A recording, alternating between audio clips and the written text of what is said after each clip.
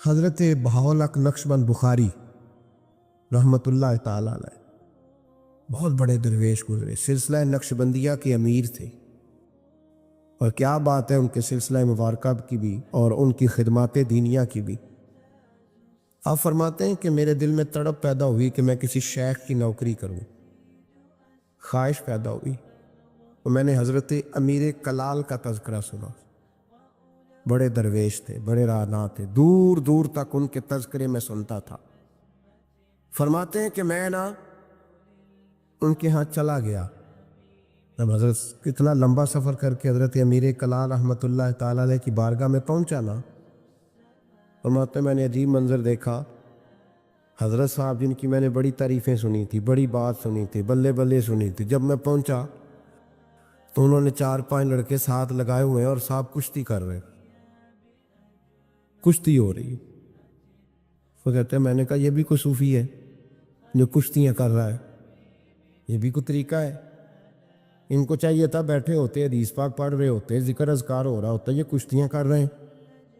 خیر میں نے کہا سفر بڑا لمبا کیا ہے، اب آ گیا ہوں تو چلو رات تو رہ نہیں ہے، کوئی ہوٹل تو ہے نہیں یہاں وقت گزر سکے۔ حضرت امیر کلال رحمۃ اللہ تعالیٰ علیہ مجھے ملے، لیکن چونکہ میرے اندر وہ زاویہ نہیں تھا، ٹوٹ چکا تھا۔ وہ ملاقات ہوئی تو میں نے کہا سلام لی، کیسے آئے؟ میں نے کہا زیارت کے لیے آیا تھا، کھانا کھلایا، رات مجھے سلا دیا۔ فرماتے صبح رات جب میں سویا تو میں نے عجیب خواب دیکھی کہ میں دلدل میں پھنس گیا ہوں، جتنی باہر نکلنے کی کوشش کرتا ہوں اندر دھستا چلا جاتا ہوں۔ اچانک میری خواب میں حضرت امیر کلال تشریف لائے اور آ کے انہوں نے میرا بازو تھاما، اللہ اکبر کہا اور مجھے باہر نکال دیا۔ فرماتے میں جب اٹھا تو پسینے سے شرابور تھا، حالت میری بڑی عجیب تھی۔ اتنی دیر میں فجر کی اذان ہوئی، نماز پڑھی تو حضرت امیر کلال رحمۃ اللہ علیہ خود میرے لیے ناشتہ لے کے آئے اور فرماتے میرے آگے ناشتہ رکھ کے کہنے لگے بیٹے اگر ہم کشتی نہ کرتے تو رات تجھے دلدل سے کیسے نکالتے؟ اگر کشتی نہ کرتے تو دلدل سے تجھے کیسے نکالتے؟ پھر فرمانے لگے یہ کشتی میں لوگوں کو اپنا پہلوان ثابت کرنے کے لیے نہیں کر رہا، مجھے پتہ چلا ہے کہ کافر اس علاقے پہ حملہ کرنے والے، ہم بھی جہاد کی تیاریاں کر رہے ہیں، تو یہ جہاد کی تیاریوں کے لیے کام ہو رہا تھا، تو نے پوچھ تو لینا تھا بات کیا ہے، تو نے تھوڑا پوچھ تو لینا تھا، تو تھوڑا سا تفصیلات میں چلا جاتا، کسی سے پوچھ لیتا۔ دیکھیں نا کبھی کبھی میں محبوب کے وہ فرمان دیکھتا ہوں تو دل میرا کھل اٹھتا ہے، جب محبوب نے کہا تھا تیری نظر بھی دائیں بائیں نہیں اٹھنی چاہیے، نظریں جھکا کے رکھنا، جھکا کے، کانوں سے وہ سننا بس جس کی تجھے ضرورت ہے، اور زبان سے محتاج جملے بولنا۔ جب نظر بری چیز دیکھے گی نہیں، کان سنیں گے نہیں تو دل میں وسوسے آئیں گے ہی نہیں۔ ہمیں تو پہلے دن سے شریعت نے محتاط رہنے کا حکم دیا۔ میرے عزیز دوستو، سلسلہ طریقت کے عزیزوں، میری آپ سے یہ گزارش ہے، سمجھ لیں ایک نئے سرے سے دوبارہ سبق شروع کر رہا ہوں آپ کے۔ آج کا سبق آپ کے لیے یہ ہے کہ زندگی میں کسی بھی مومن صحیح العقیدہ کے بارے میں برا خیال نہ پیدا کریں، بلکہ ہمارے صوفیاء تو فرماتے ہیں کسی بد عمل کو دیکھ کے بھی یہ نہ سوچ کہ یہ بد عمل اور میں نیک ہوں، یہ بڑی بیماری ہے۔ فرماتے ہیں ہو سکتا ہے ایک وقت ایسا آئے تیری توفیق چلی جائے اور اس کو اللہ توبہ کی توفیق دے کے اپنا ولی بنا لے، تو اچھی سوچ رکھ، مثبت رائے قائم کر۔ ٹھیک ہے جو لوگ غلط ہیں، تمہیں اگر غلط لگتے ہیں تو کنارہ اختیار کر، لیکن کبھی بھی اور بالخصوص اللہ کے نیک بندوں کے بارے میں، رب کریم کے اولیاء کے بارے میں، دین کے خدام کے بارے میں زندگی میں کبھی منفی نہ سوچو، کبھی منفی نہ سوچو۔ آپ کو پتہ ہے کسی عالم دین کی توہین اس لیے کرنا کہ وہ دین کا عالم ہے، یہ کفر ہے۔ میرے حضرت صاحب ایک جملہ کہا کرتے تھے، ایک شخص نے کہا حضور تہجد کے لیے نہیں اٹھا جاتا، اب تو خیر لوگوں سے فجر کے لیے بھی نہیں اٹھا جاتا، تہجد کے لیے نہیں اٹھا جاتا، تو حضرت صاحب فرمانے لگے رات کو اچھی سوچ کے ساتھ سویا کر، اچھی سوچ کے ساتھ سویا کر۔ تو پھر مسکراتے مسکرانے فرمانے لگے محبوب کی سوچوں میں سویا کر، یار کی سوچوں میں سویا کر، تو اسے سوچتا سوچتا سویا کر، تو بس خود ہی تجھے بیدار کر لیا کرے، پر اس سے دل لگانا، اسے سوچتا سو، تو کسی اور کو سوچتا کیوں ہے؟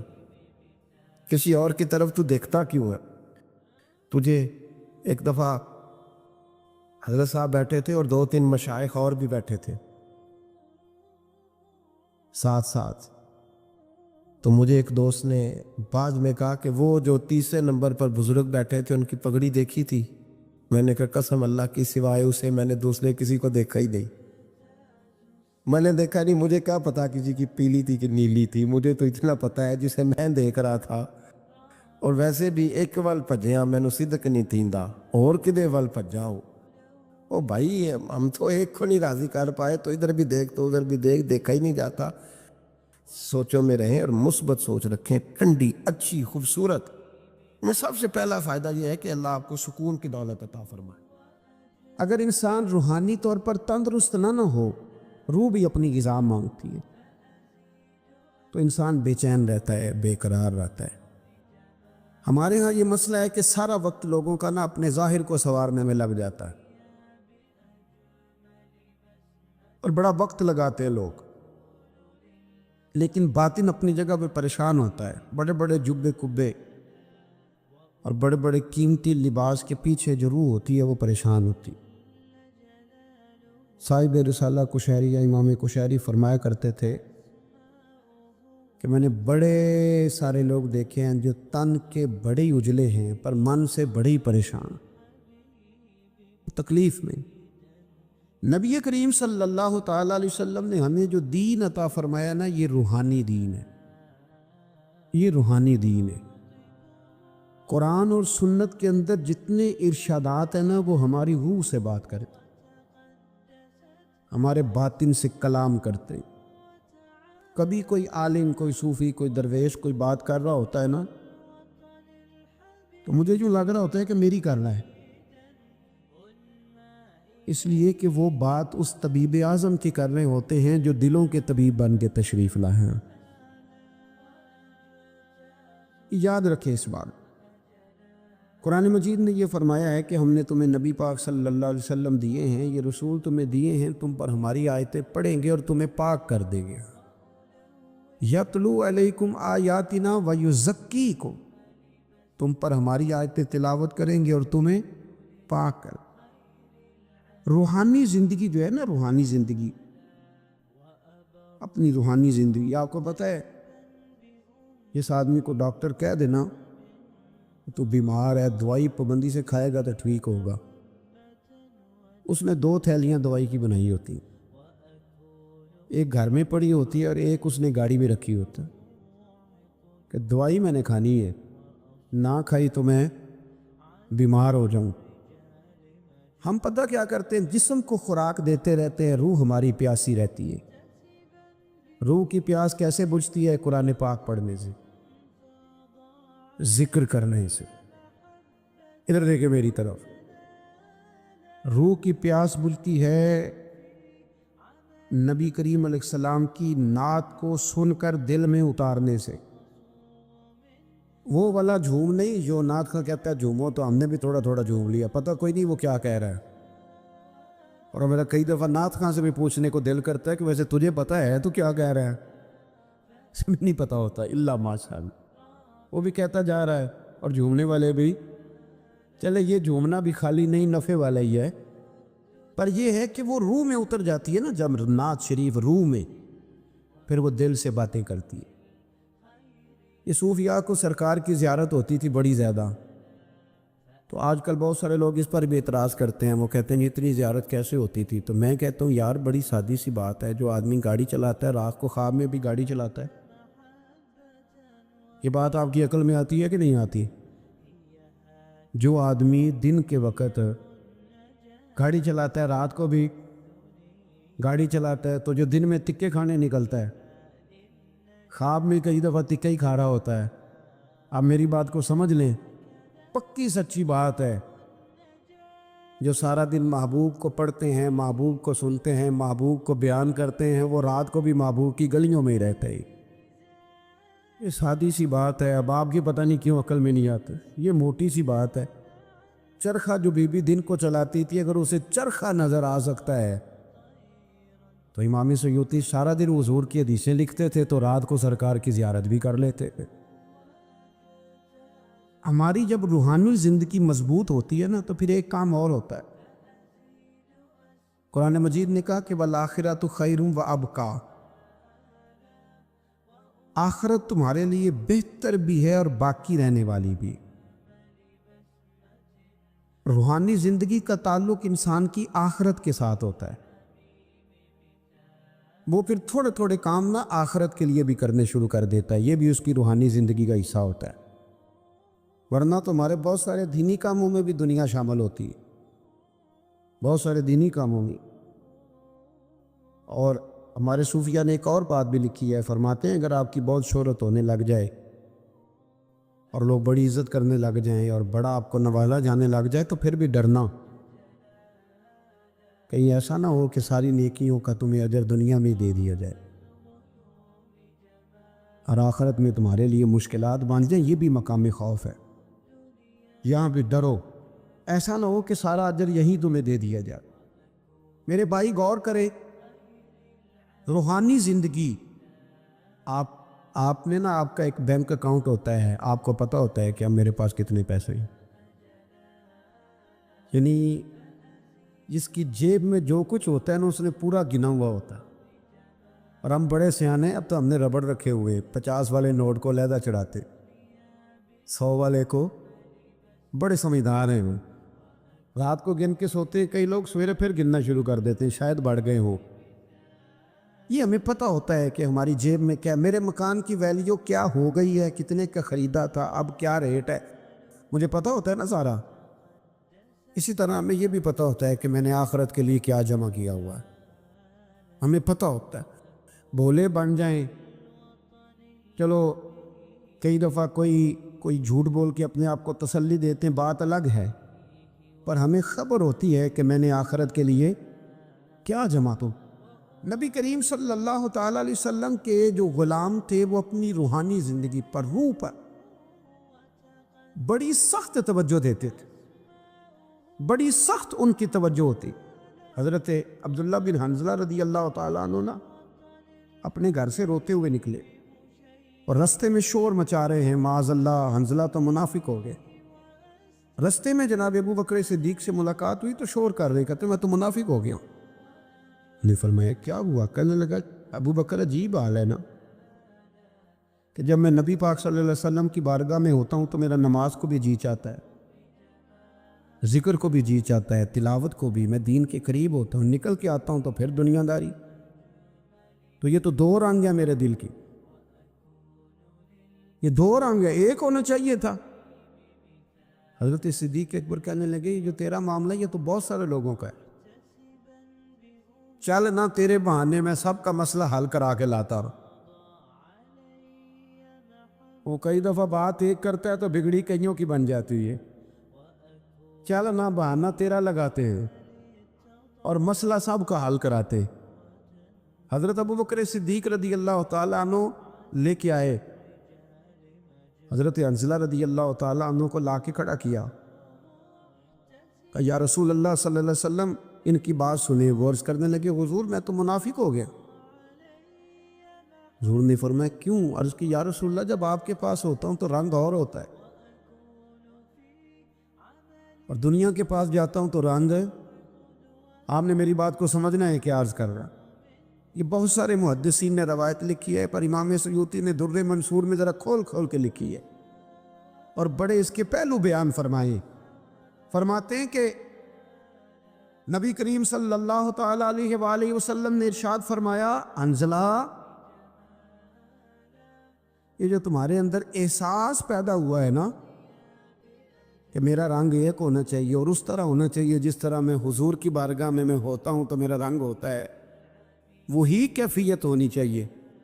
فرمایا یہ جو تمہیں احساس پیدا ہوا ہے یہی تو ایماندار ہونے کی علامت، یہ علامت ہے کہ تمہارے اندر ایمان ہے، تم چاہتے ہو کہ میری روح بدل جائے، میں سب، اور جب یہ احساس ہی نکل جائے۔ علامہ اقبال نے بڑی پریشانی کے ساتھ کہا کہ مصیبت یہ ہے کہ اب کارواں کے دل سے احساس زیاں جاتا رہا، اب احساس ہی نہیں کہ میں نیک ہو جاؤں۔ میری طرح کے کئی لوگ بن کے بیٹھ گئے ہیں کہ ہم نیک ہیں، لیکن ترقی رک جاتی ہے، ایک وقت پہ آ کے سمجھ لیتے ہیں۔ حضرت عمر فاروق کے پاس ایک شخص نے آ کے کہا تھا مسند امام احمد بن حنبل میں، حضور میں تقریر کرنا چاہتا ہوں، فرمایا نہ کرنا۔ اس نے عرض کی امیر المومنین میں پڑھا لکھا ہوں، میں واز کہہ سکتا ہوں، میرے اندر شرائط پائی جائے گی۔ فرمایا نہ کہنا۔ عرض کی حضور کیوں؟ تبلیغ کروں گا، واز و نصیحت کروں گا۔ جناب عمر فرمانے لگے جب تو بن سور کے ممبر پہ واز کہنے بیٹھے گا تو اپنے سے بہت سارے لوگوں کو گناہ گار بھی تو سمجھے گا نا۔ کئی دفعہ ہم بات کر رہے ہوتے ہیں تو ایسے کر رہے ہوتے ہیں کہ شاید میں بڑا صوفی ہوں، تو آپ نے فرمایا پھر تیری اپنی ترقی رک جائے گی، پھر تو خود پریشان ہو گئے۔ اپنی روحانی زندگی میں ہمیشہ، حضرت انس بن مالک رضی اللہ تعالیٰ عنہ فرماتے ہیں سرکار ہمیشہ نفل پڑھتے تھے، ہمیشہ نفل پڑھتے، نفلوں کو وقت دیتے تھے، ٹائم دیتے تھے۔ اکثر اللہ کے محبوب علیہ السلام کی جو حیات مبارکہ ہے وہ بڑی مصروف ہے۔ 23 سالوں میں وہ انقلاب برپا کیا جو لوگ صدیوں میں نہ کر سکتے، لیکن اتنی مصروفیت کے باوجود بھی اللہ کے رسول رات کو مصلی پہ کھڑے ہوتے تھے۔ ہماری ہر شے مضبوط ہو گئی، مصلی کمزور ہو گیا، مصلی کمزور۔ حضور مصلی کو وقت دیتے۔ حضرت انس بن مالک فرماتے ہیں کہ جنگ میں حضور کے ساتھ حاضر تھا تو میں نے وہاں بھی نرالا انداز دیکھا، لوگ سارے اپنے اپنے کاموں میں لگ گئے، وہ وقت تھا حضور کے نفل پڑھنے کا۔ تو میری اچانک نظر پڑی تو اللہ کے نبی گھوڑے پر ہی نفل ادا کر رہے، بیٹھے بیٹھے نماز ادا کر رہے۔ وہ اپنے معاملات میں کبھی فرق آنے نہیں دی، ہمیشہ۔ ہم لوگ کہہ دیتے ہیں، آپ لوگ سن لیتے ہیں، آج کل لوگوں کے پیروں میں ورم کوئی نہیں آتا، اب تو اتنا چلتے کوئی نہیں، اب تو بچے سے کہیں چونک سے ماچس لے آ تو کہتا ہے لاؤ موٹر سائیکل کی چابی۔ ہم کہاں ورم آتا ہے صاحب، یہ دور ختم ہو گیا جب کبھی بہت چلتے تھے لوگ، اب تو حاجیوں کو بھی ورم نہیں آتا، اس لیے کہ حاج بھی زیادہ تر اے سی والی بس میں ہی ہو جاتا ہے سارے کا سارا۔ اب تو وقوف عرفات بھی لوگ بسوں میں کر لیتے ہیں، اللہ ماشاء اللہ، وہیں بیٹھے رہتے۔ اور ہمارے محدثین نے یہ لکھا تھا کہ اپنی جگہ نہ چھوڑنا، وقوف کا معنی ہی ٹھہرنا، ٹھہرے رہنا جب تک آسان نہ ہو۔ لیکن وہ ٹور آپریٹر کہتا ہے کہ آدھا گھنٹہ رہ گیا بس میں بیٹھو، تو سیٹیں پکڑنے والے ٹائم سے چلے جاتا ہے، حالانکہ وہاں ٹھہرنا تھا، رکنا تھا۔ اب کہاں لوگ چلتے ہیں، حج میں بھی پیروں میں ورم نہیں آتا، کہیں بھی چھالا نہیں بنتا، کہیں بھی نہیں ٹوٹتا۔ آپ نے کہیں سنا ہو تو سنا ہو، میں نے اپنی زندگی میں نہیں سنا کہ کسی کے پیر میں ورم آ گیا چل کے یا کوئی کام کر کے یا کوئی مشقت کر کے، پر بخاری میں نے پڑھا ہے کہ سیدہ عائشہ صدیقہ رضی اللہ تعالیٰ عنہ فرماتی ہیں کہ اللہ کے رسول اتنا لمبا قیام کرتے تھے، اتنا لمبا قیام کرتے تھے کہ قدموں میں ورم آ جاتا تھا۔ قدم مبارک، یہ والی سنت کب ادا کرنی، اس پہ کب چلنا ہے؟ قدموں میں ورم آ جاتا۔ اور جناب عائشہ صدیقہ کہتے ہیں حضور ایک ہی رکعت، ایک ہی آیت بار بار پڑھتے اور ساری رات بیت گئی، یہ صحیح مسلم میں موجود، ساری رات گزر گئی نماز پڑھتے۔ صبح میں نے عرض کی یا رسول اللہ صلی اللہ علیہ وسلم، آپ کے صدقے اللہ اگلوں پچھلوں کو بخشے گا، تو آپ اتنی مشقت کیوں کرتے ہیں؟ اللہ نے آپ کو حبیب بنایا ہے، امام الانبیاء بنایا ہے، سید الرسل بنایا ہے، اتنی مشقت؟ حضور نے فرمایا افلا اکون عبدا شکورا، عائشہ تو نے بتایا نا کہ اللہ نے مجھے بڑی نعمتیں دی ہیں، تو بتا میں اپنے رب کا شکر گزار بندہ نہ بنوں؟ ہم نے کب بننا ہے جی شکر گزار بندہ؟ اور ایک بات اور ذہن میں رکھیں، جب بندہ روحانی زندگی اپنی مفلوج کر بیٹھتا ہے نا، اس کی توجہ نہیں نہ نفل سے، نہ ذکر سے، نہ عبادت سے۔ بڑے میری طرح کے سیانے بندے کو آپ بٹھائیں، حجرے میں اسے کہیں آج کل کون کون مولوی خراب چل رہا ہے تو 1500-2000 مولویوں کے وہ نام بتا دے گا آپ. کون کون سی جماعتوں میں کیا کیا خامیاں معاذ اللہ ساری گنوا دے گا. توجہ ہے میری بات پر. اور جب عصر کی نماز کا ٹائم ہو جائے گا نا میٹنگ کے اندر تو امام صاحب کہیں گے بھی نماز کا ٹائم ہو گیا, تو ان میں نا 75% لوگوں کو کام یاد آ جائے گا. کچھ ہوں گے اس میں سے 50% جو کہیں گے اسی محلے والی مسیتیں پڑھنی جا کر, باقیوں کا کام. اور آپ تسبیح دے دیں کہ زیادہ نہیں, صرف 5 تسبیح درود شریف کی پڑھو. نہیں پڑھ پاتے. کیوں نہیں دل لگتا ہمارا مصلی سے؟ کیوں نہیں توجہ جاتی ہماری؟ کدھر گیا وہ ہمارا ذوق شوق؟ وہ کدھر گئی ہماری توانائی؟ رسول کریم صلی اللہ تعالیٰ علیہ وآلہ وسلم نے نا حضرت عبداللہ ابن مسعود رضی اللہ تعالیٰ عنہ کو بلا کے فرمایا مجھے قرآن سناؤ, اور حضرت ابی بن کعب کو جا کے کہا کہ میں تجھے سنانے آیا ہوں. نبی کریم صلی اللہ علیہ وسلم کسی سے سنتے, کسی کو سناتے, یہ ذوق رکھتے, تلاوت کا ذوق. حضرت ابو سعید خدری رضی اللہ تعالیٰ عنہ تلاوت کر رہے تھے, حضور تشریف لے. اور میرے بھائی یہ بھی سنت ہے میرے نبی پاک کی, کسی سے قرآن پاک سننا یہ بھی رسول پاک کی. اب آپ تھوڑے ڈھیلے ڈھیلے پڑ گئے. یہ کون سا ہلکا ہلکا ایسے ایسے کر رہے ہیں آپ؟ بھائی یہ بھی عنوان ہے, یہ بھی حضور کی سنت ہے. میں تو ترس ہی گیا ہوں. وہ بھی قاری صاحب نے قرآن شریف پڑھا ہے, ترجمہ بتایا ہے. نعت ہمارا ایمان ہے, نعت میں ہماری جان ہے, بغیر نعت کے ہم بچ ہی نہیں سکتے. اور میرا سوال یہ ہے کہ پرچیاں آتی ہیں, رکے آتے ہیں نعت خانوں کو کہ یہ بھی نعت سنائیں. قاری صاحب کو روکا کیوں نہیں آیا کہ فلانی صورت بھی سنائیں؟ آج تک نہیں آیا کسی قاری صاحب کو روکا کہ جناب سورہ کوثر پڑھیں, یہ بھی تو حضور کی نعت ہے نا. آنا چاہیے نا رکا سورۃ الضحیٰ کی تلاوت کرے, یہ بھی تو حضور کی نعت ہے نا. سورہ علم نشرح بھی حضور کی نعت ہے کہ نہیں؟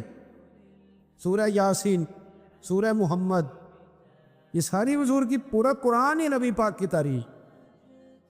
کیوں نہیں رکے بھیجتے؟ کیوں نہیں توجہ جاتی؟ حضرت ابو سعید خدری فرماتے ہیں میں قرآن شریف پڑھ رہا تھا, توجہ ہے میری بات پر؟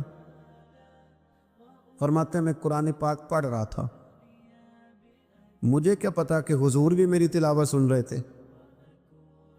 میں تو پڑھ رہا تھا اپنی موج میں. کہتے ہیں سرکار سنتے رہے, پھر تشریف لے گئے. تھوڑی ایکو کام کریں گی اس کی. کہتے ہیں جب میں حاضر بارگاہ ہوا تو حضور نے فرمایا ابو سعید آج میں نے سنا ہے تو نے بڑا ہی سونا پڑا ہے, مجھے بڑا پسند ہے. ویسے ریاکاری منع ہے, ویسے کسی کو دکھانے کے لیے منع ہے, پر یہاں حضرت ابو سعید نے نیا رنگ بیان کیا. کہنے لگی حضور مجھے تو پتہ ہی نہیں تھا آپ سن رہے ہیں, ورنہ میں نے تو اور بنا بنا کے پڑھنا, ذرا بنا بنا کے پڑھنا تھا, بنا بنا بنا بنا. مجھے بات یاد آ گئی, حضرت ابو سعید خدری یہ شاگرد جو ہے نا کسی کے بھی, میرے بھی ہیں کچھ شاگرد محفل میں, پر آج کل شاگردوں کے لیے دعا بڑی کرنی پڑتی ہے کیونکہ وہ قول پہ عمل کم ہی کرتے ہیں. دعا ہی ہے ان کو لگ جائے تو اللہ ماشاءاللہ. تو حضرت ابو سعید خدری رضی اللہ تعالیٰ عنہ یہ شاگرد ذرا توجہ کرے, شاگرد ذرا خیال فرمائیں. حضرت ابو سعید خدری رضی اللہ تعالیٰ عنہ فرماتے ہیں کہ مجھے بات یاد آ گئی چلتے چلتے, یہ بھی روحانی زندگی کی باتیں. فرماتے چلتے چلتے نا ہم سفر کر رہے تھے تو ایک جگہ رات کو پڑاؤ کیا. طریقہ یہ تھا اس زمانے میں سفر کرنے کا کہ جہاں آبادی ہوتی تھی لوگ اس کے بیچ سفر کرتے تھے. اس کے وہاں آرام کرتے تھے, اور جنگل ہوتا تھا وہاں سفر کرتے رہتے تھے. کئی دفعہ زیادہ رات کو بھی جا کے کوئی آبادی نظر آتی تو کوشش کرتے تھے کہ پڑاؤ آبادی میں کرے رات کا, تاکہ کوئی درندے وغیرہ تنگ نہ کرے. کہتے ہیں قبیلے کے پاس ایک گاؤں میں ہم نے پڑاؤ کیا تو بھوک بھی بڑی تھی, پیاس بھی بڑی تھی. قبیلے والوں سے کہا یار پانی پلا دو اور کھانے پینے کی چیز دے دو. انہوں نے کہا جی آپ کو نہیں دینی, اسلام کے بڑے دشمن تھے معاذ اللہ. توجہ ہے میری بات پر؟ آپ کو نہیں دیں گے. اچھا جی، نہ دی انہوں نے. آدھی رات کا وقت ہوا تو حضرت ابو سعید خدری کہتے ہیں میں قیادت کر رہا تھا قافلے کی، تو ایک بندہ دوڑا دوڑا آیا، کہنے لگا کوئی دم درود کر لیتے ہو؟ اب تو یہ کام بڑا آسان ہے نا.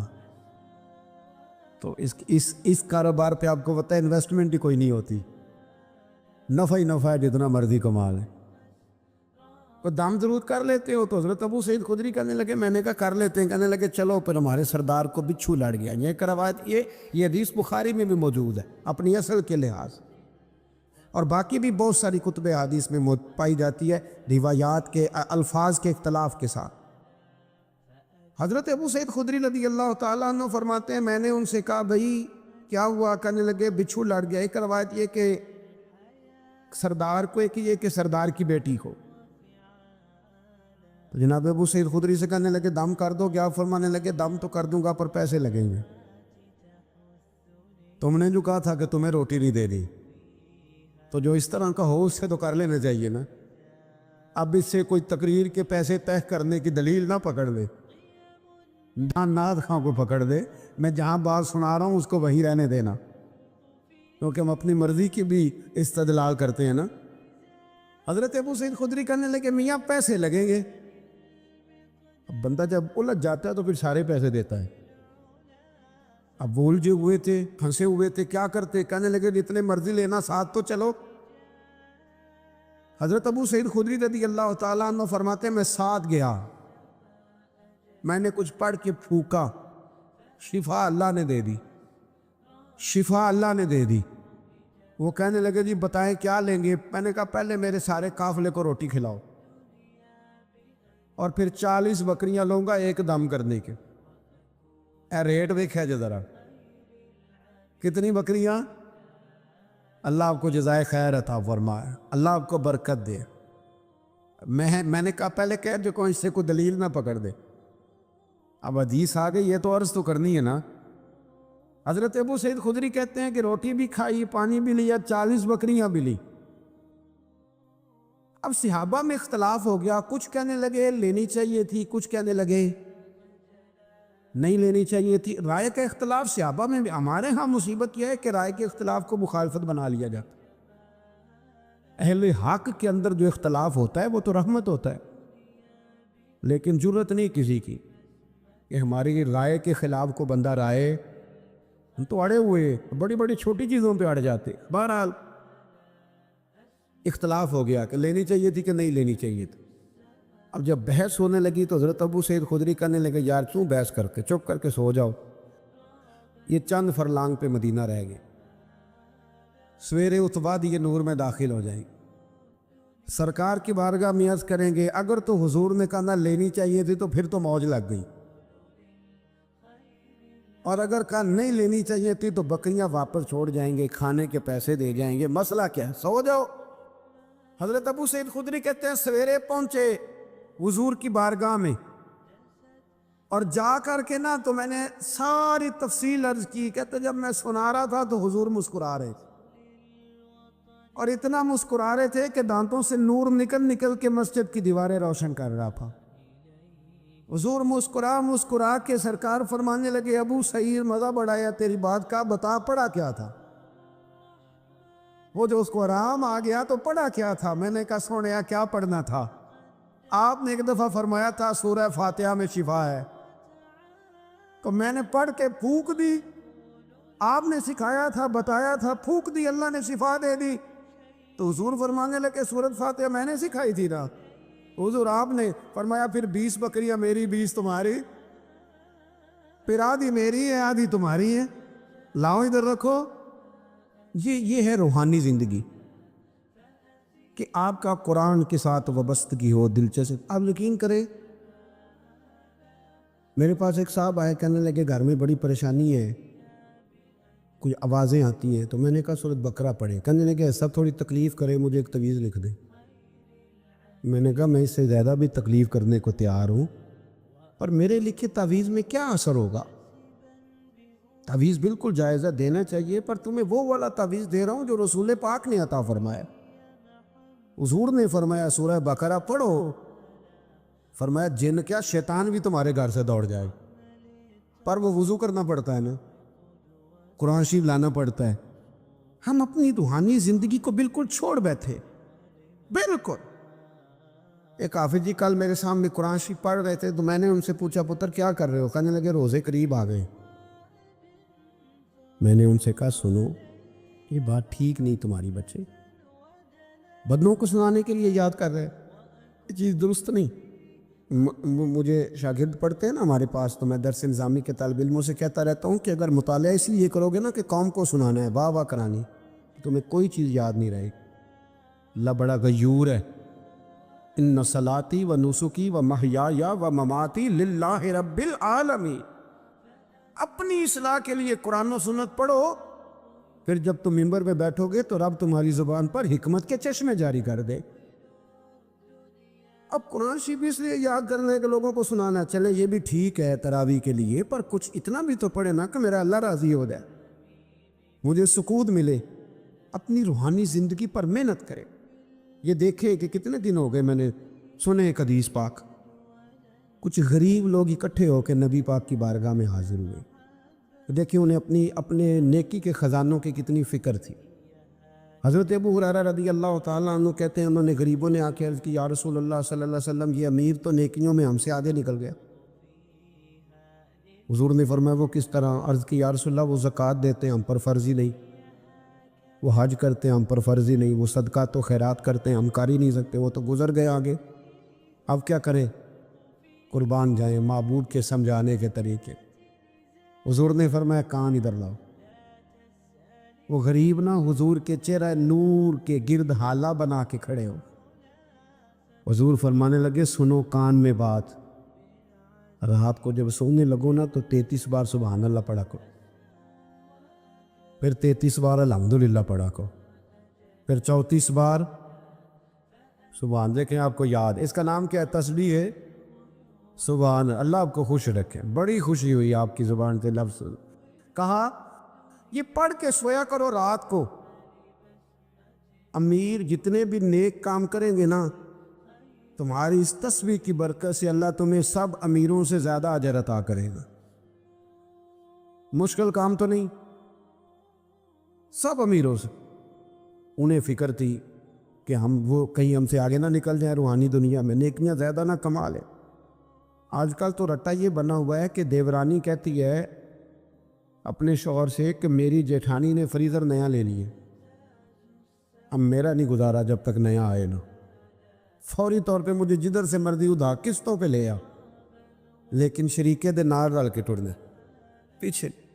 یہ ہماری دوڑ ہے, اس سے نقصان ہوتا ہے, اس سے اخلاقی کمزوریاں جنم لیتی, اس سے آزمائش میں. آپ یہ دیکھیں کہ وہ جو میرا پیچھے خزانہ ہے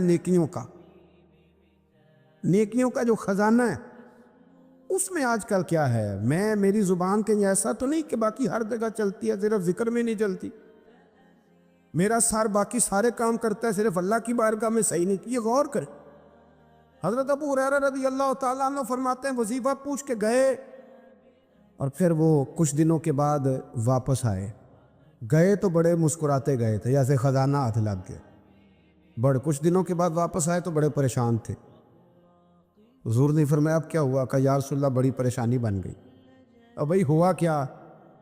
عرض کرنے لگے یا رسول اللہ وہ بات تو امیروں نے بھی سن لی ہے. ایک صحابی کہنے لگے میرا پڑوسی بڑا امیر ہے, رات وہ بھی تسبیح پڑھ رہا تھا اپنے سین میں سن رہا تھا, حضور اب کیا کر دیں؟ تو سرکار اس بات سے راضی ہوتے تھے. حضور خوش ہوئے, مسکرائے, فرمایا اب کیا کرنا ہے؟ ذالک فضل اللہ یؤتیہ من یشاء, یہ پھر اللہ کا فضل ہے, وہ جس کو چاہے عطا کر دیتا ہے.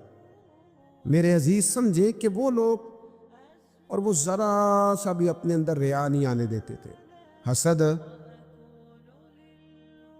حسد نیک آدمی میں بھی ہوتا ہے.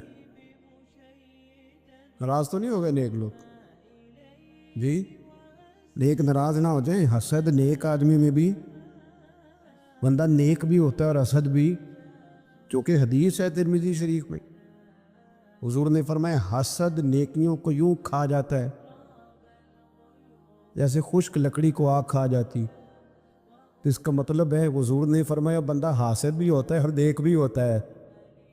اس کے ساتھ ساتھ حسد بھی چل رہا ہوتا ہے اور نیکیاں بھی. تو پھر نیک آدمی کو چاہیے نا حسد سے جان چھڑائے. ایسا نہ ہو کہ وہ نیکیاں کرتا جائے اور ساتھ ساتھ حسد کھاتا جائے. اس کا کوئی فائدہ اپنی روحانی زندگی کہیں تکبر نہ آئے کہیں. اور امام کشاری تو یہاں تک فرماتے ہیں، آپ فرماتے ہیں میں نے بہت سارے جھکے ہوئے لوگ دیکھے ہیں، گردنیں جھکی ہوئی ہیں، دل میں بڑا تکبر. آپ فرماتے ہیں میں نے بہت سارے دعائیں مانگنے والے دیکھے جو جزاک اللہ بھی برابر کہہ رہے ہیں پر اندر ان کی عداوت بھی برابر. ایسا نہیں کریں. آپ یہ دیکھیں کہ کہیں ایک دیکھیں نا، ایک ہلکا میرا بٹن ٹوٹ جائے نا تو ساری محفل میں میری توجہ بٹن پہ رہے گی، چاہے کوئی دیکھے بھی نہ. مجھے تو پتہ ہے نا ٹوٹا ہوا ہے، تو میں بار بار غور کروں. ایک دھبا بھی باطن پہ لگ جائے نا، وہ جھوٹ کا ہو، وہ دغے کا ہو، وہ لالچ کا ہو، وہ حسد کا ہو، ایک بھی دھبا ہو نا، سکون نہیں آتا، آپ بے چین رہتے. کچھ عرصے سے نا میرے وطن میں نفرتوں کے سوداگر آ گئے. کبھی انہوں نے صحابہ کے خلاف زبانیں کھولی، کبھی اہل بیت کے خلاف کھولی، کبھی انہوں نے اولیاء کے خلاف کھولی. پھر کچھ اور سوداگر آئے جنہوں نے 5 منٹ کے لیے سیاست کرنی تھی. ایک نکمی کرسی ہونے چاہیے تھی، اس کے 4 پیر ہوتے ہیں پھر بھی ایک ہر وقت کامتا ہی رہتا ہے. یہ اتحادی نہ نکل جائے، یہ اتحادی نہ نکل جائے، ہر وقت کامتا رہتا ہے. انہوں نے میری ملت کے سارے جوانوں کو نفرت کا پیغام دیا، سب سیاسی جماعتوں نے الا ماشاء. اس نے کہا کہ وہ غلط ہے، اس نے کہا کہ یہ غلط ہے. اس طرح کر کے بیج بویا. میری ملت اس طرح کی نہیں تھی، میری قوم اس طرح کی نہیں تھی. میں آپ کو صحیح بتاتا ہوں، یہاں تو میرے بھائی ایک بابا جی کو خون کی بوتل کی ضرورت پڑتی تھی تو محلے کے 14 نوجوان لائنوں میں لگ جاتے تھے. ہم حاضر ہیں نا پیش کرتے. یہ لوگ اس طرح کے نہیں تھے. یہاں تو سیلاب آتا تھا، خدا نہ خواستہ کبھی زلزلہ آتا تھا تو وہ بیٹی، جس بیٹی نے مشین پر، سلائی مشین پر بیٹھ کر خود سارا جہیز بنایا تھا، غریب باپ کی بیٹی، وہ بھی کہتی تھی میں 2 کپڑوں میں چلی جاؤں گی، یہ میرا جو جہیز کا سامان ہے یہ زلزلے والوں کو دے دو. میرے تو فوجیوں کا ٹرک گزرتا تھا، کبھی تو لوگ سڑکوں کھڑے ہو کے سلوٹ کرتے تھے. یہ کس نے نفرتوں کے بیج بوئے؟ یہ کس نے آ کے حالات بگاڑ دیے؟ کون آیا چپکے سے جو ان صفوں میں گھسا اور کس طرح کر کے لوگوں نے ادھیڑ پدھیڑ دیا واپس لوٹو. یہ سارا دین محبت کا ہے، یہ سارا دین پیار کا ہے، یہ سارا دین الفتوں کا ہے. اور یہ الفتیں اتنی زیادہ اہمیت رکھتی ہیں، اتنی زیادہ کہ بخاری میں حدیث ہے، صحیح بخاری میں، حضرت انس بن مالک رضی اللہ تعالیٰ عنہ راوی ہیں، کہتے ایک شخص نے آتے ہی بڑے سادے، بڑے دھیمے، بڑے میٹھے انداز میں عرض کی یا رسول اللہ قیامت کب آئے گی؟ فوراً میرے کریم نے فرمایا تو تیاری بتا، تیری قیامت کے لیے تیاری کی ہے کیا ہے؟ عرض کی حضور کوئی زیادہ نفلی نمازیں، نفلی روزے تو نہیں، فرائض کی تو پابندی بہرحال ضروری ہے، میں کوئی کثرت صوم و صلات تو نہیں کر سکا. تو فرمایا پھر قیامت کا کیوں پوچھتا ہے؟ اس کا سرمایہ دیکھو کیا ہے. یہ صحیح بخاری ہے. قیامت کے بارے میں کیوں پوچھتا ہے؟ تو عرض کی یا رسول اللہ اس لیے پوچھتا ہوں کہ خدا سے بھی پیار کرتا ہوں، محمد مصطفیٰ سے بھی پیار کرتا ہوں. تے اساں جہاں گناہیاں دا جدوں اعمال نامہ فرول ہوے، ذرے ذرے نے سامنے آ جانا ہے، جو جو منہ تھی بولیا بول ہوے. اساں کول حضور دے بیٹھ رہنا ہے، لکھ عمل ترکڑی تول ہوے، او دے کولوں بھی رب نے حساب لینا ہے جیڑا بیٹھا ہی محمد دے کول ہوے صلی اللہ تعالیٰ علیہ وسلم. لحد میں عشق رخ شاہ کا داغ لے کے چلے. ہم نے اندھیری رات سنی تھی سو چراغ لے کے چلے. حضور اس لیے پوچھتا ہوں کہ اللہ رسول سے پیار کرتا ہوں. اب میرے کریم نے محبت کا سرمایہ اس نے پیش کیا نا، حضور پیار ہے نا میرے پاس. تو نبی پاک نے اب اس پر ریزلٹ اناؤنس کیا، نتیجے کا اعلان فرمایا. میرے کریم فرمانے لگے سن پھر نتیجہ یہ ہے، ایک بہت ساری عبادتوں پر ثواب ملتا ہے نا، اس عبادت پر یہ ثواب، اس تسبیح پر یہ ثواب، یہ بھی اس کے پاس سرمایہ ہے نا۔ حضور ثواب کا اعلان کرنے لگے، کریم فرمانے لگے سن پھر، جس کے ساتھ تو محبت کرتا ہے نا، قیامت کے دن اسی کے ساتھ اٹھایا جائے گا۔ اساں کول حضور دے بیٹھ رہے ہیں، اسی کے ساتھ اٹھایا جائے، اسی کے ساتھ۔ حضرت انس بن مالک فرماتے ہیں وہ تو بات کر کے تشریف لے گئے، چلے گئے۔ میں نے عرض کی، میں نے کہا یا رسول اللہ ایک بات میں بھی کر لوں؟ حضور نے فرمایا کرو۔ تو نبی پاک علیہ السلام سے عرض کرنے لگے، حضرت انس بن مالک عرض کرتے ہیں حضور میں اللہ سے بھی پیار کرتا ہوں، رسول اللہ سے بھی کرتا ہوں، حضرت ابو بکر صدیق سے بھی کرتا ہوں، اور سیدنا عمر فاروق سے بھی کرتا ہوں، حضور میرے لیے کیا حکم ہے؟ تو فرمایا ہم سے سارے مل جل کے جائیں گے جنت میں۔ کچھ نہ اپنے لہجوں کو، آپ نے ناراض نہیں ہونا۔ میں دیکھتا ہوں لوگ نا مطلب لڑتے، ناراض ہوتے، غصہ کرتے، بکھرتے، شکوے کرتے، پریشان ہوتے، ہر وقت کی آزمائش، ہر وقت کا دکھ، او یار اس سے نکل آؤ، تھوڑا ہنسنا بھی تو سیکھ جاؤ نا، تھوڑا پیار کرنا بھی تو سیکھ جاؤ، تھوڑا کسی چیز کو نا، کسی چیز کا ذائقہ لینا بھی تو سیکھ جائے نا۔ کچھ ضروری ہے کہ ہر بات پر بندہ جھگڑا ہی کرے؟ کچھ باتیں کوئی بندہ بات کر بھی جائے نا تو اس کا کبھی لطف بھی لینا چاہیے۔ مطلب ہر جھگڑے، ہر سوال کا جواب ہوتا ہے؟ بولے نہیں ہوتا۔ ہر سوال کا جواب آپ کہیں گے کہ شاید یہ ہمیں ان پڑھ ثابت کر رہے ہیں۔ میں اپنی بات کرتا ہوں، میرے پاس ہر سوال کا جواب کوئی نہیں۔ چلیں آپ کو نہیں کہتا، اپنے آپ کو کہتا ہوں۔ امام مالک سے کسی نے مسئلہ پوچھا، حضور سوال کا جواب دے، فرمایا نہیں پتا مجھے۔ کہنے لگا اتنے بڑے امام ہو، سوال کا جواب نہیں آتا؟ فرمانے لگے ہر سوال کا جواب آتا پھر تو میں خدا ہوتا۔ ہر سوال کا جواب کیسے ہوتا ہے؟ اور حضرت مولا علی شیر خدا فرماتے ہیں بڑا عالم وہ ہوتا ہے کہ اسے مسئلے کا پتہ نہ ہو تو کہیں بھائی نہیں پتا مجھے۔ دلیل کیا ہے؟ دلیل کیا ہے؟ کہ عالم کی تعریف یہ ہے کہ انما یخشی اللہ من عبادہ العلماء۔ عالم اس کو کہتے ہیں جو رب سے ڈرتا ہے۔ تو اس نے ڈر کے بات کرنی ہے جتنی بھی کرنی، اس نے علم بتانے کے معاملے میں بلا وجہ بے باک نہیں ہونا۔ ہم نہ ہر سوال کا جواب دینا چاہتے ہیں، ہر بندے کو منہ لگانا چاہتے ہیں، اس طرح نہ کریں۔ کچھ لوگ بڑے سارے آتے ہیں، اب ہر بندے سے بندہ الجھ جائے، اس کی بیچارے کی طبیعت خراب ہے، وہ کہیں سے لڑ کے آیا ہے، وہ اس کا کوئی نہ، وہ کوئی اس کے پاس ایسی جگہ ہے جس سے وہ پیار کرے، نہ کوئی اس کا انداز ہے، نہ اس کا کوئی شیخ ہے، نہ اس کی کوئی محبت ہے، نہ کسی کو استاد مانتا ہے، نہ کسی بھائی کا ادب کرتا ہے، نہ وہ پسند کرتا ہے، تو آپ بلا وجہ الجھ رہے ہیں۔ چھوڑ دیں اسے، اپنی زندگی محبت والی بنائیں، پیار والی۔ حضرت خواجہ فخر جہاں دہلوی رحمۃ اللہ علیہ کہ سلسلہ چشت کے امام ہیں، حضرت خواجہ فخر جہاں دہلوی رحمۃ اللہ علیہ، لیکن ان کے نام کے ساتھ حضرت مولانا لگتا ہے۔ کیا؟ بول کے بتائیے۔ نہیں بولتے آپ، کیا لگتا ہے؟ یہ جو حضرت مولانا ہوتے ہیں یہی پیر ہوتے ہیں اصل میں۔ جی ناراض ہو گئے آپ لوگ؟ ہو گئے، وہ لگتا ہے مینوں۔ حضرت مولانا ہی پیر ہوتے ہیں۔ پیر کا کام ہے نا آپ کو دین بتائے، کہ صرف پھوکا والا پیر ہوتا ہے؟ پیر کا کام ہے دین بتائے، تو جو ہر جمعے دین بتائے، جو کئی کئی نسلوں کو قرآن پاک پڑھائے۔ تھوڑا سا نا کرائیٹیریا بھی تبدیل کریں۔ یہ جی پیر صاحب ہے، یہ سال کے بعد آتے ہیں، کیا لینے؟ کہتے ہیں گندم کا توڑا۔ کیا مذاق بنایا ہوا ہے؟ جہالت، جہالت کا نام طریقت رکھ دی ہے۔ باہر نکلیں ان مصیبتوں سے۔ یہ جاہل بلا وجہ سوال ہو جاتے ہیں، سال کے بعد آتے ہیں۔ آپ پورا سال اتنا اپنے امام کو نہیں دیتے جتنا ایک چکر میں اس جاہل کو دے دیتے۔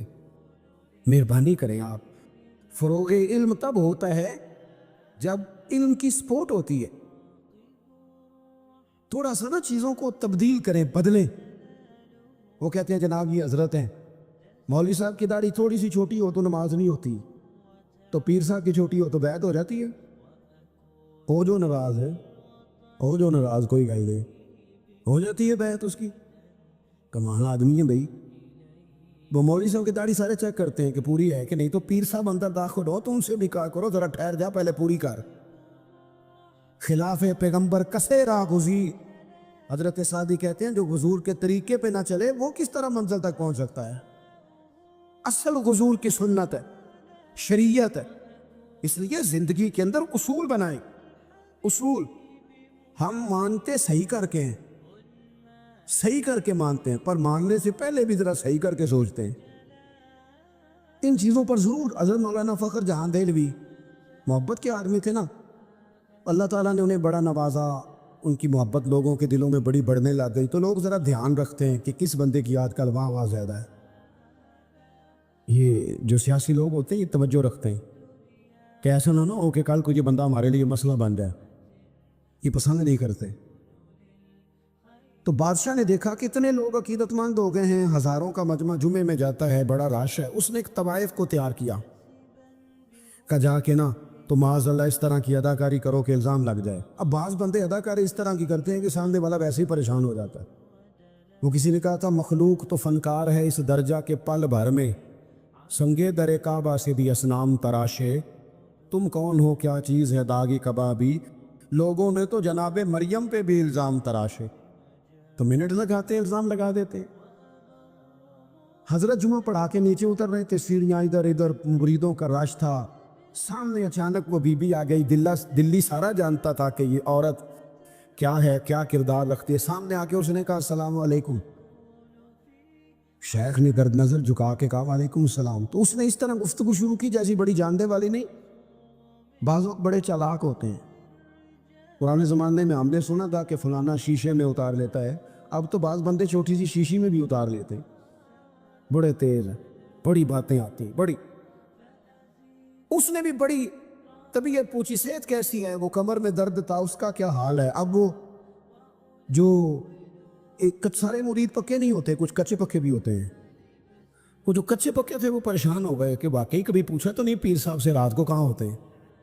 تو فٹافٹ کہنے لگی وہ رات آپ آئے تھے تو آپ کھوٹے سکے دے گئے, میں ابھی دکاندار کے پاس گئی ہوں, اس نے لیے ہی نہیں.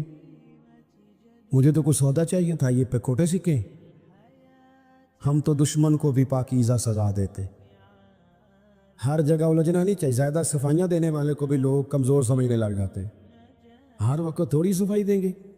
حضرت شیخ نے اس کی بات سنی اور ہنسے, مسکرائے, اور مسکرا کے نہ تو اپنے جیب میں ہاتھ ڈالا اور اصلی سکے نکالے اور 3 دفعہ فرمایا بیٹی, او میری بیٹی, او پیاری بیٹی, تو نقلی دے جا, اصلی لے جا, اور میرا پتر دوبارہ بھی ضرورت پڑی تو آ جانا, فخر جہاں کا دروازہ کھلا ہی ملے گا.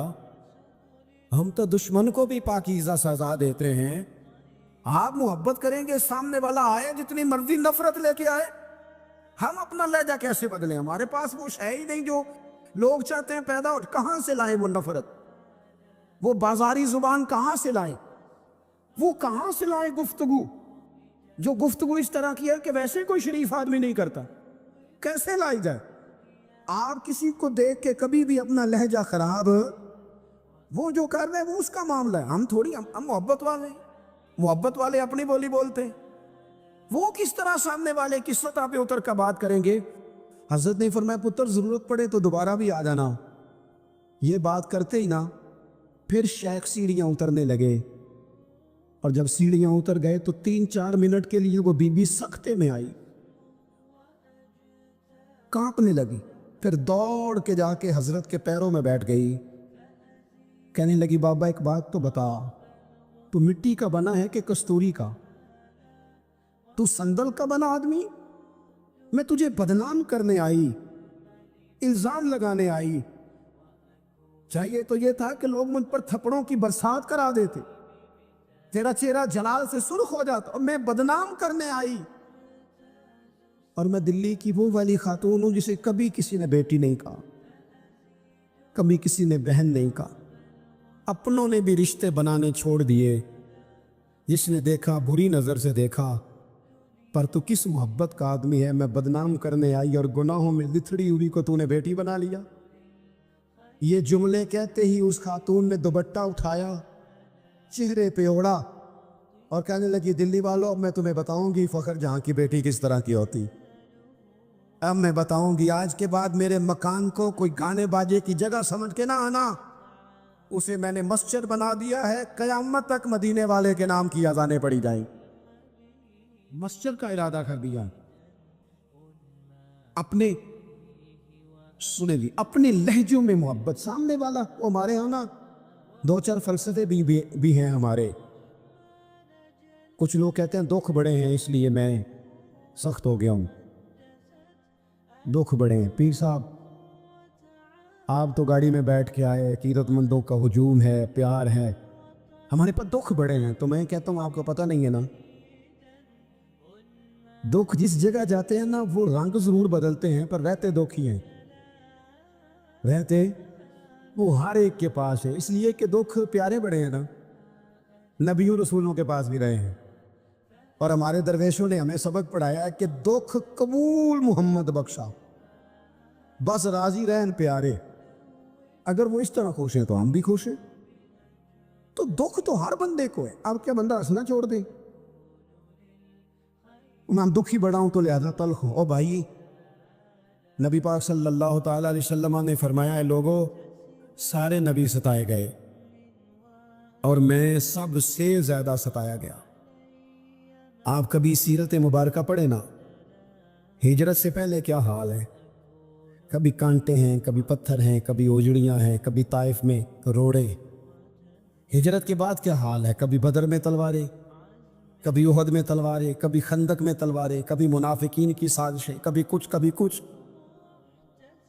از اول تا آخر دکھ ہی دکھ.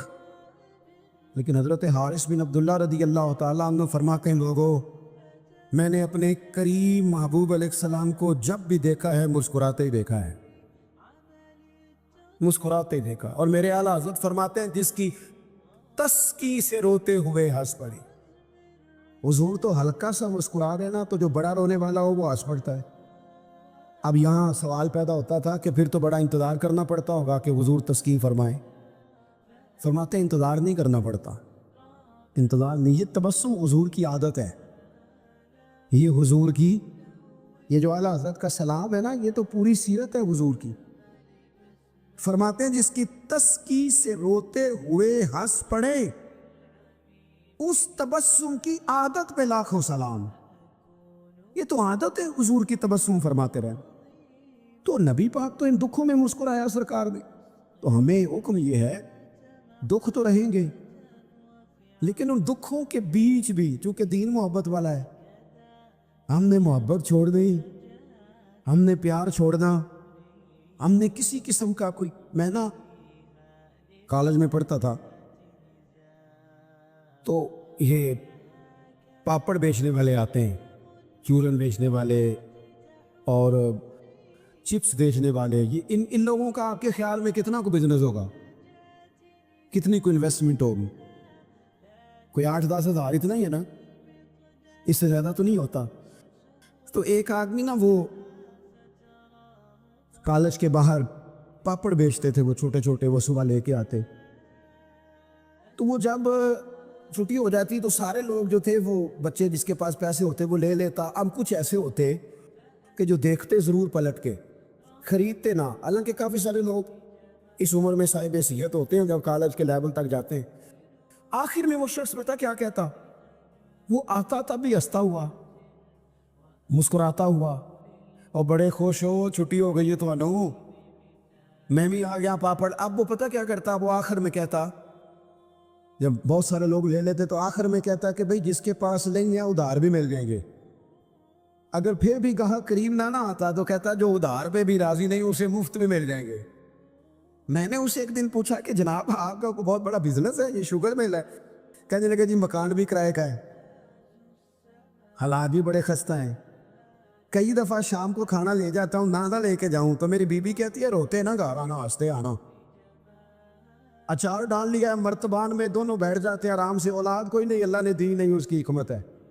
بڑے راضی ہیں, بڑے خوش ہیں.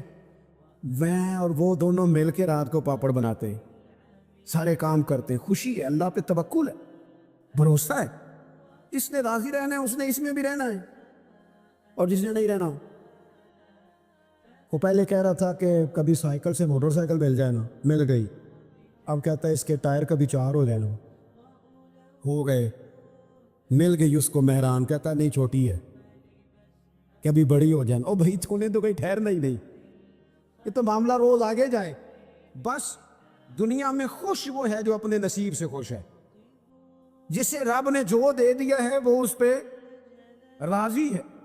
آپ سمجھ لیں، میں نا اپنے دوستوں سے کہا کرتا ہوں کہ جس خاندان میں رب نے چاہا ہے مجھے پیدا کیا ہے، جو چاچا اللہ نے میرے لیے پسند کیا مجھے بھی بڑا ہی پسند ہے، جو ماموں اللہ نے میرے لیے پسند کیا وہ مجھے بھی بڑا ہی پسند ہے، جو دوست احباب رب نے مجھے دیے مجھے بڑے ہی پسند. کر لیں اپنے ارد گرد کے لوگوں کو. ہمیں نا یہ ایک عجیب سا ہمارے اوپر بات سوار ہو جاتی ہے کہ وہ جی دکھ بڑے. ایک اور بھی مسئلہ ہے محبت نہ کرنے کا، راضی نہ رہنے کا. تاکہ تو نہیں گئے آپ لوگ. ایک اور بھی مسئلہ ہے، کہتے ہیں جی میں بندہ کھرا ہوں لہٰذا میں ذرا کڑوا ہوں، میں سچ بولتا ہوں چاہے کسی کو برا ہی لگے. یہ بھی اپنا فلسفہ ذاتی بعض لوگوں کا. لہجہ ٹھیک اپنا نہیں ہوتا، نام سچ کا لگا دیتے ہیں بیچارے کا. کہتے ہیں جی میں چونکہ سچا ہوں لہٰذا کڑوا ہوں. تو میں کہتا ہوں اس پر بھی آپ سجدہ سام کر لیں، یہ بھی بات درست نہیں. اس لیے کہ دنیا میں سب سے زیادہ سچ رسول کریم نے بولا ہے، پر بڑا ہی میٹھا کر کے بولا صلی اللہ تعالی علیہ وسلم. یہ بھی آپ کا اپنا ذاتی فلسفہ ہے. سچ کو بھی سونا کر کے بولنا چاہیے، اسے بھی دلائل کی روشنی میں بولنا چاہیے. آوازیں نہیں اونچی کرنی چاہیے، دلیلیں مضبوط کرنی چاہیے. آوازیں نہیں، کوئی آپ کی زوردار آواز سے معاملہ، لوگ آپ کی دلیل سے. بلکہ ہمارے حاجی صادق صاحب، ابو داؤد صادق صاحب رحمۃ اللہ علیہ فرمایا کرتے تھے لہجہ نرم دلائل گرم. فرماتے تھے دلائل مضبوط ہونے چاہیے کہ آپ کی آواز سے آپ لوگوں پر دھاک بٹھائیں گے. تو محبت کریں، پیار کریں. آپ چھوٹے ہیں تو بڑوں سے پیار کریں، آپ بڑے ہیں تو چھوٹوں پہ دست شفقت رکھیں. آپ لوگوں کے لیے اپنے دل میں گنجائش پیدا کریں، آپ اپنے دل کو وسعت دیں، تھوڑی محبت کریں. بڑے بڑے اچھے نظام تھے، چھوٹا سا ہمارا اختلاف ہوتا ہے اس کو ہم نفرت بنا لیتے ہیں. نفرت. آگ جل رہی ہے گھروں میں، شوہر بیچارہ رات کو گھر آتا ہے تو وہ بعض لوگ ایسے ہیں جو گھر جانا پسند نہیں کرتے، کہتے ہیں کوئی نہ کوئی خوفناک خبر سننے کو ملے گی. کیوں؟ اس لیے کہ ہم بہو کی تربیت کرنا چاہتے ہیں. بہو کی تربیت کرنا چاہتے ہیں. بہو کی تربیت نہ کرو، بیٹی کی کرو. بہو تو آپ کو اپوزیشن سمجھتی ہے، آپ سے تربیت لے گی. جو سبق بہو کو دینا چاہتے ہو وہ بیٹی کو دو، اپنی بیٹی کو. وہ جب کسی کی بہو بنیں گی تو ماحول صحیح ہو جائے گا.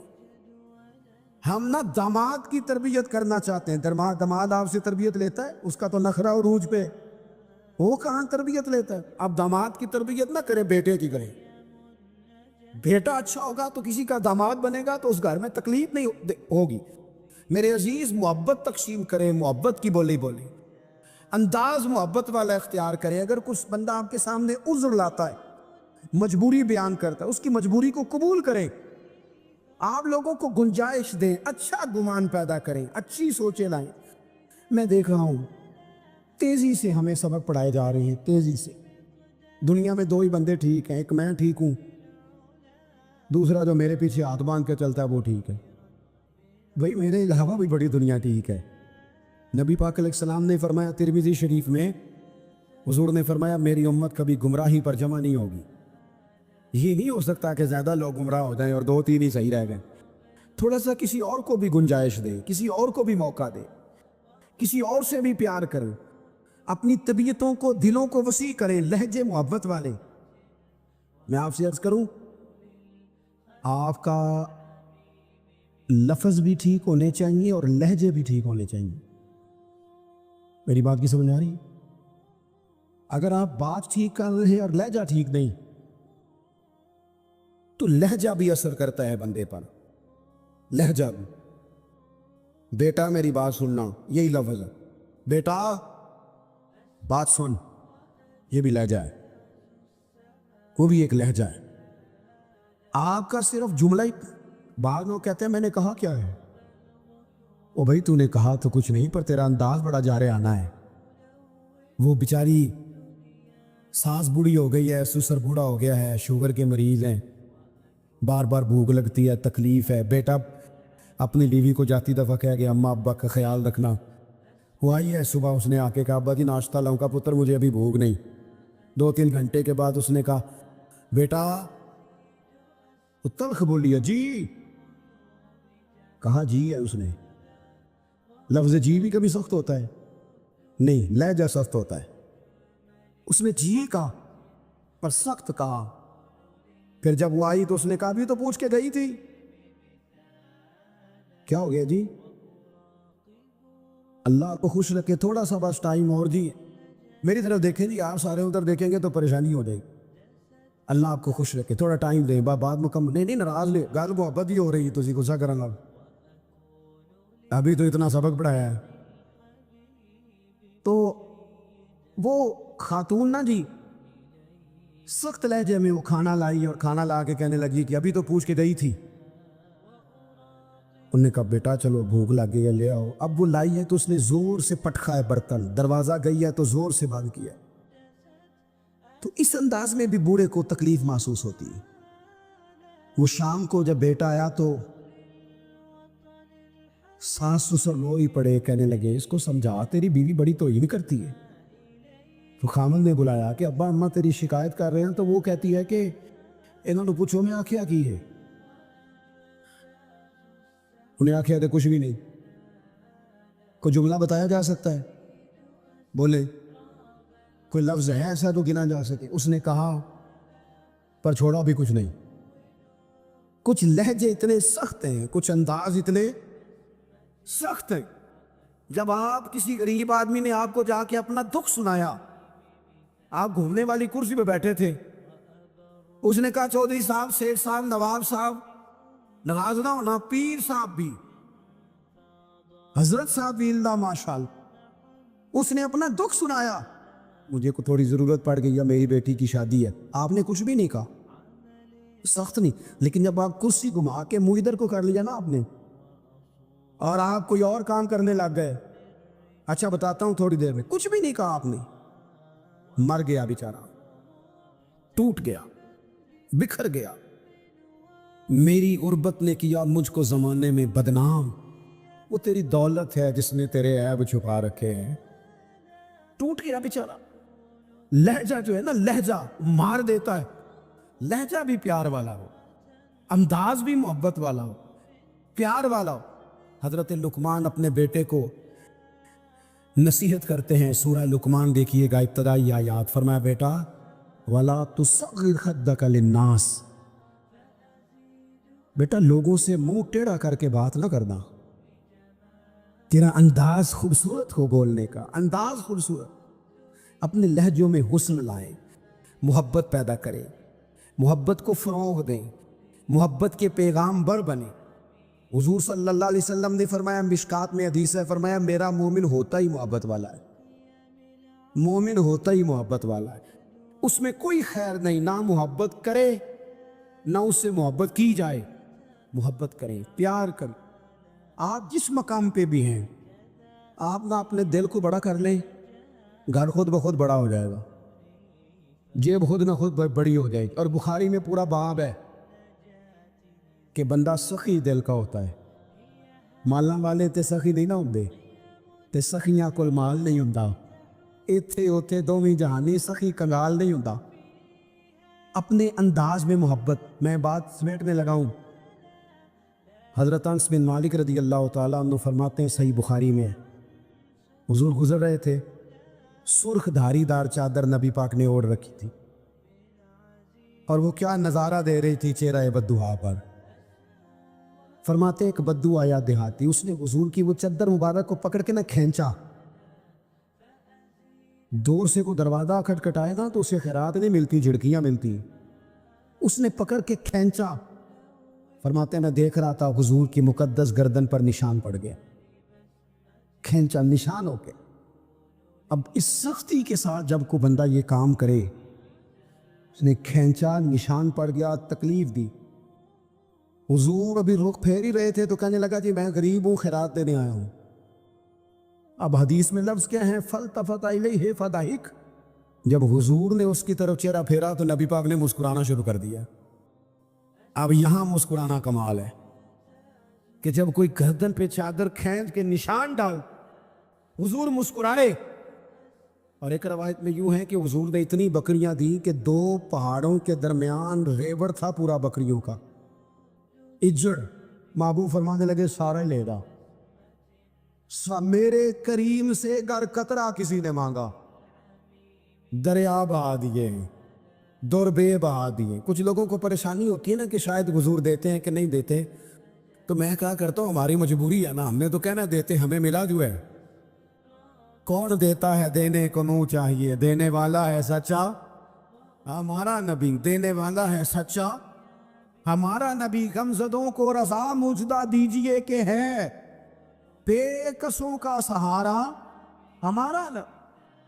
तो इतनी बकरियां हुजूर ने अता कर दी। भाई लहजे में, बोलने में, जीने में मोहब्बत को दाखिल करें। जिंदगी बेजायका सी हो जाती है, रंग फीके लगते हैं जब प्यार नहीं होता।